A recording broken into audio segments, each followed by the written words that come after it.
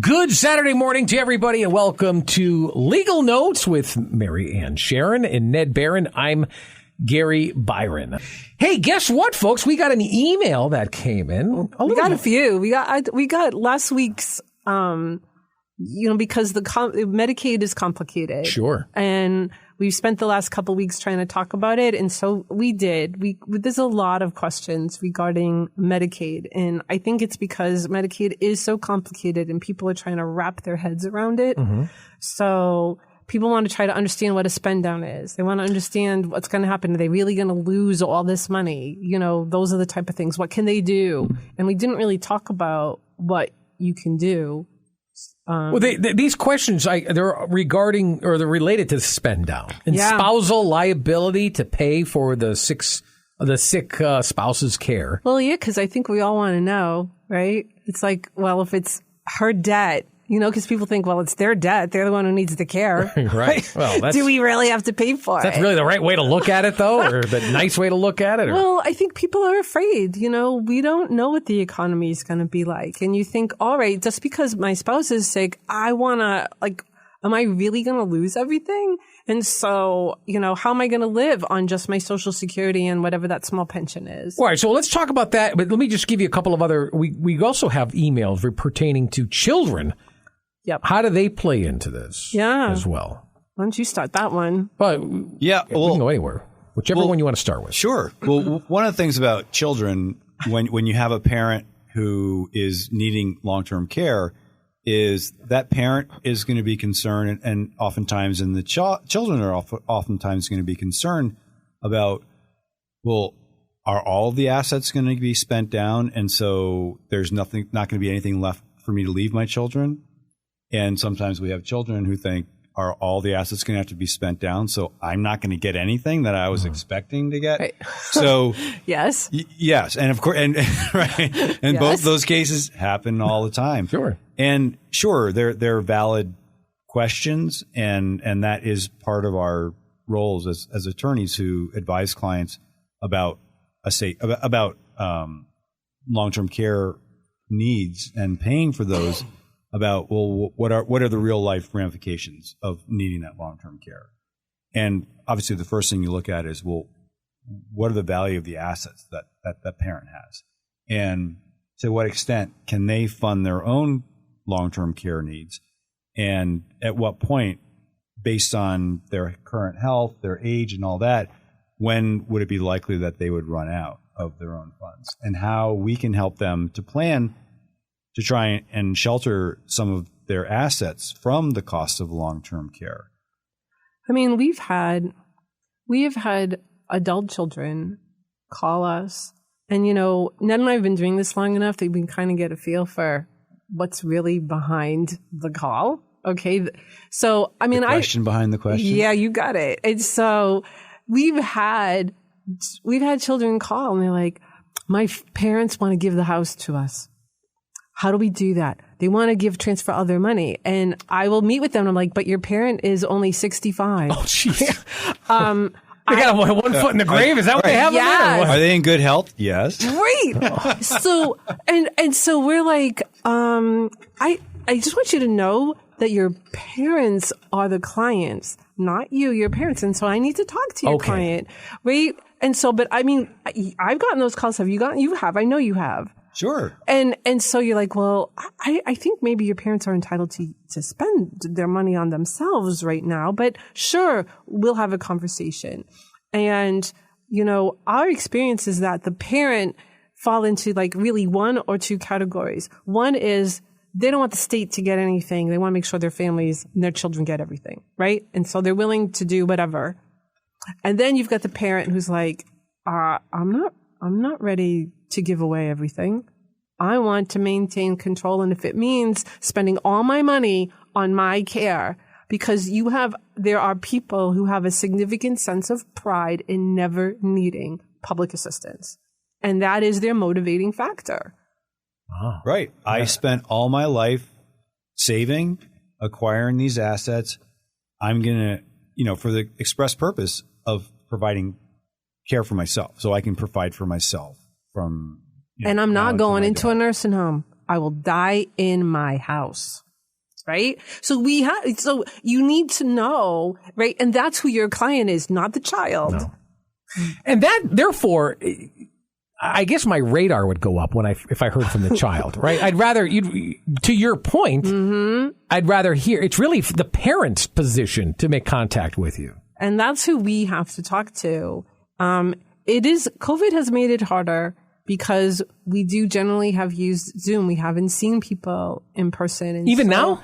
Well, now we will have in limited circumstances. I mean, you have to remember, we're a small office. We have 4 staff. It's me and Ned. But if one of us goes down, that whole office goes down. As a small business, we have to be really careful to protect, one, ourselves and two, our staff. So we try, and our clients, because most of our clients, are older and they might be more susceptible, So yes, we are trying still to maintain a lot of, COVID protocols, I would say, is what we try to do, at the office. But it's been really hard to evaluate someone's body language and all sorts of things when you've got them on Zoom. I don't know what the kid is like, nodding their head saying, say this, here you go, mom. If they're in there, maybe the parent is intimidated. I have had the client in a conference room with me. I have the child leave. Okay. Because I want to have just the conference with the parent. I'm like, do you want to do this? And the answer is no. But what do I do when I leave and my daughter comes back in and says, so everything okay? Yeah.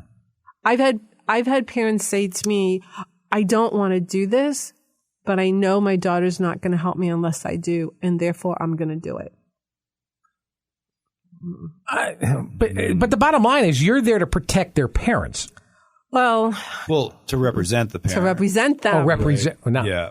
So protect their legal interests. Well, right.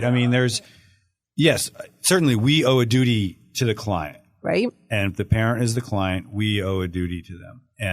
And so, right. And there's a reason why Mary and I both do this type of work, is because we have big places in our hearts for people who are elderly or disabled, or people who need assistance. And so that is part of the reason why we do this, probably a big reason why we do this. But there is a line that we can't cross. Sometimes we can't always protect people from themselves. We can educate them, and then they have to make a choice. It may not be the choice that you and I think that they should make. So in that instance, the woman was transferring the house to her daughter. I gave her every reason and explanation and opportunity to not do it. And she made that choice. And it is ultimately, if you think someone has capacity, right? They have the cognitive ability to understand the pros and cons and weigh them, and then they make a choice. That's their choice. Right? So we do. Ned and I are very protective, parental type people. But ultimately, every day we all make choices based on whatever we think is the right thing to do. And sometimes if that's their choice, that's their choice, right? So would a will play into this at all? Well, if they're dead. Right? If you transfer the house to someone before you die, the will isn't gonna, if in your will you give the house to me, but before you but a will would state with the child of the 65-year-old that the example that you gave a moment ago. If that child was not being 100% honest with you, but there was a document, a will that was perhaps written even 10 years prior, it could outline in there where would they want certain assets going. Yep. So you're talking about what was this parent's intent originally, 10 years ago? Yes. Right. If it was not been updated. Right. But I think you might be getting at maybe some issues of undue influence. Yes. Where you can have a parent who has diminished capacity now, who is in the early stages of Alzheimer's or some other dementia disease, and you have a child that comes in with the parent, and the idea is to transfer that house to this child. what you're saying, I think, is that if you had a will from 10 years ago and that will said that the parent was intending to transfer the house to a different child. Or all three children. Or all three children, right? Sure. Something like that, right? Right. All but the something kids. clearly that their intention back then was different from what it is now. That could be evidence. Yes, I would call that evidence. That there was some undue influence going on with that child who's now bringing that parent forward to try and change that. So if we knew about the existence of the will. But at the same time, it could, or you can go the other direction. It could validate what a child has stated. Yeah, it can. So that's true. But so if we have access to that, so if that's a document that they let us know exists, either the conversation is, all right, in your will, you wanted to give it to this child, as you were just saying. All right, so we feel a little bit more comfortable, right? Sure. But in your will, you wanted to divide everything equally between your three children. You understand that if you transfer the house to your daughter, Laura, then that means that your other two children are not going to get the house. Yeah. Well, and that actually brings up a story. Because sometimes parents think, well, I'll transfer the house to this one child. Yeah. And then this child I've told the child, and they've promised that they'll sell it after I die, and they'll divide it equally. Oh, yes. And so there was a case that I remember from a number of years ago where there was a family farm, and there were 3 kids, and there was a daughter who you could say in hindsight was exerting some undue influence on the father, who the mother had died, and then the father was left, and the father, entered into that verbal agreement with his daughter. I'm going to transfer the farm to you. When I die, I want you to sell it, and I want you to divide it between you and your 2 brothers. And the daughter said, of course I will, Dad. And the father did it, and down the road, the father died, and she is now the owner. The sole owner. Sole owner of the house. And the other kids say, hey, let's sell the farm, and you can give us our shares. And she said, well, actually, I've talked to my attorney, and I legally am the sole owner of this property.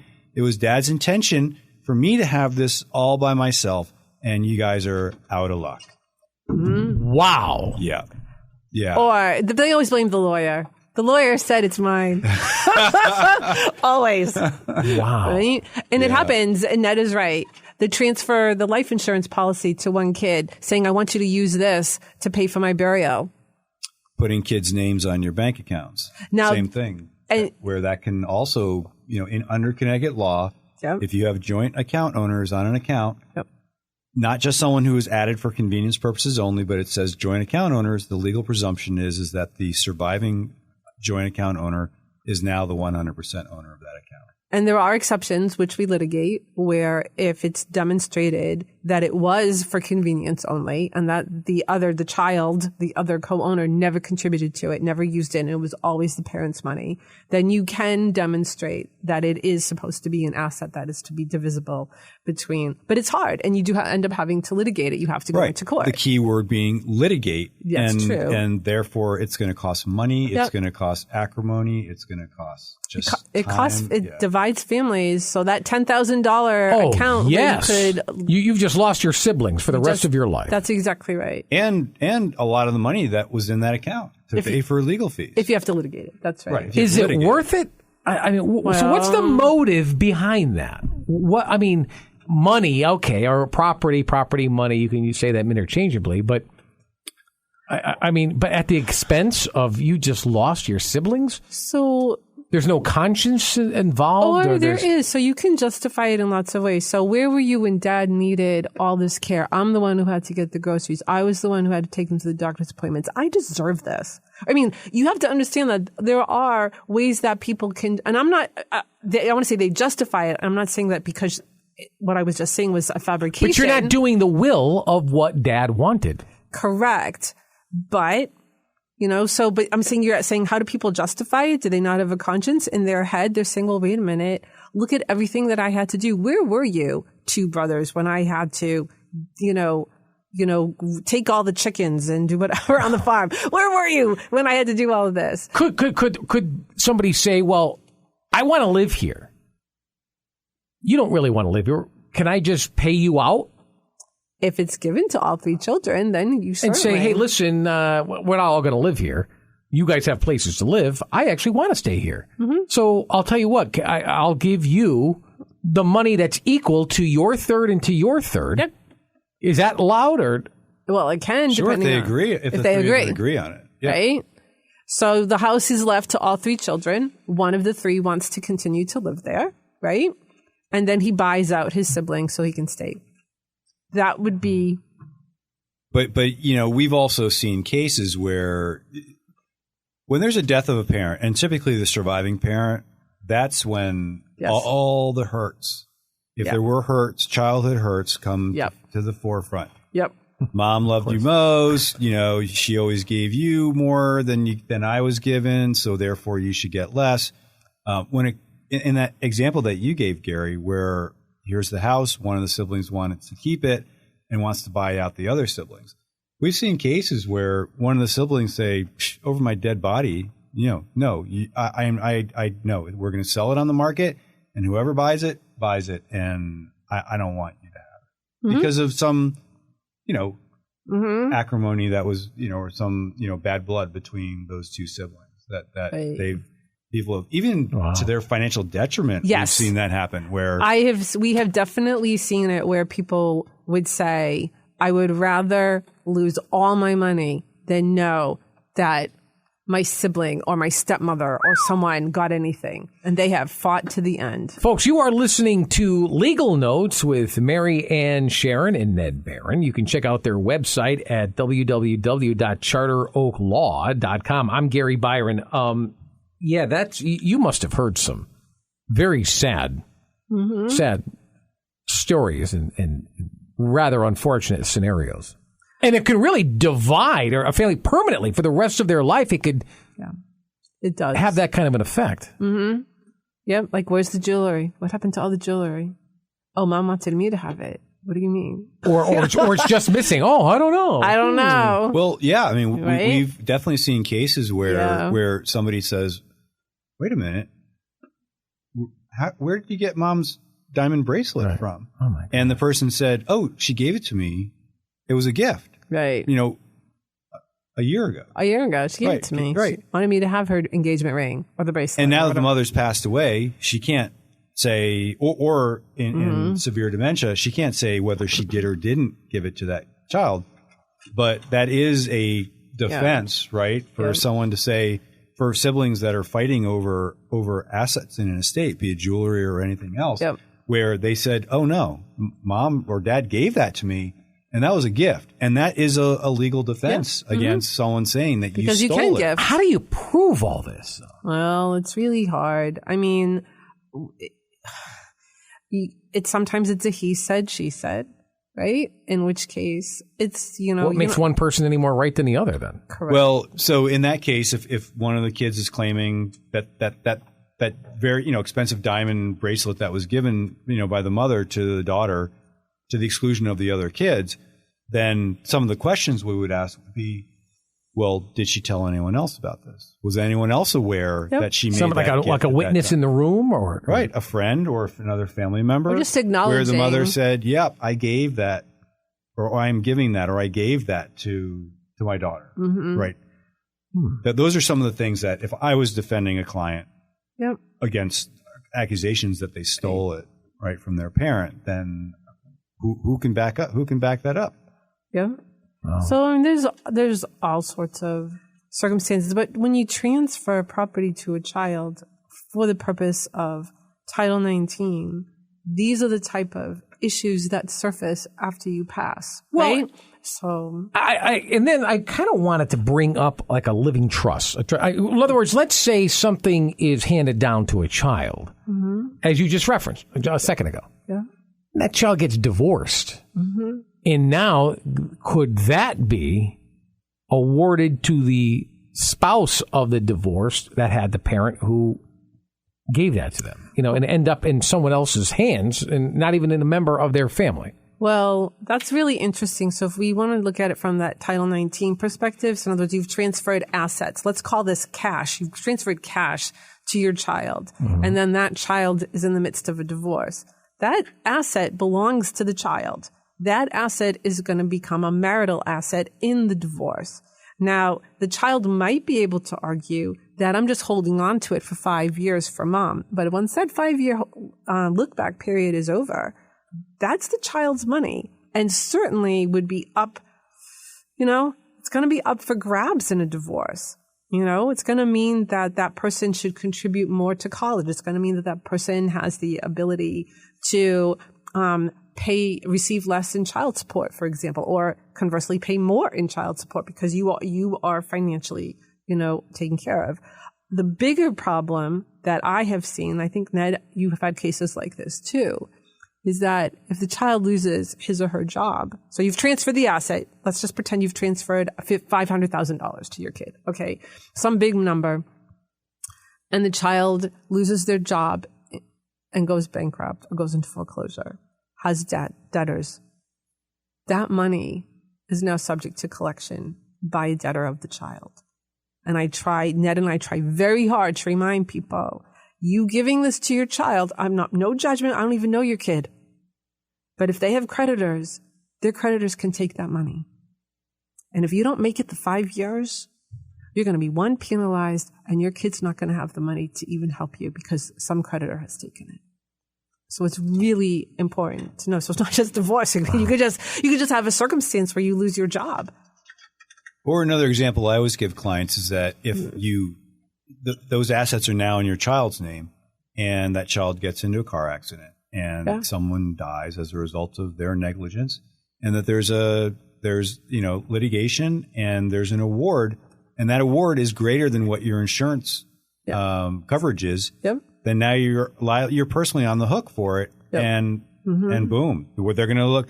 Those attorneys who now got that judgment are going to be looking for your assets anywhere, for the child's assets anywhere, and if you as the parents, your assets are now in the name, even jointly in the name with that parent, they're going to go and they're going to take that asset.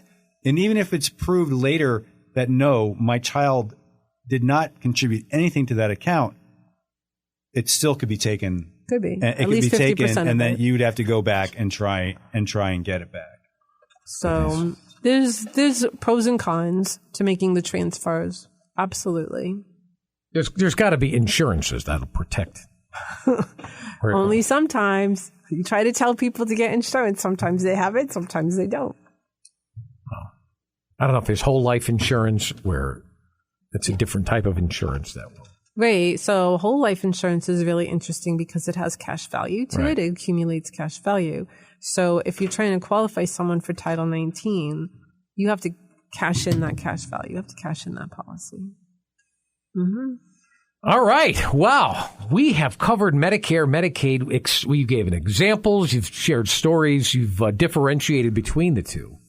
And you did a phenomenal job at articulating that, because there's a lot of people that use those two terms interchangeably, and they are very different. Folks, if you have questions that pertain to this show or any other, I strongly recommend you check out their website, charteroaklaw.com. It's that simple. www.charteroaklaw.com. They've got office located in Bloomfield, Danbury, and as we mentioned, Norfolk, which you guys barely head to.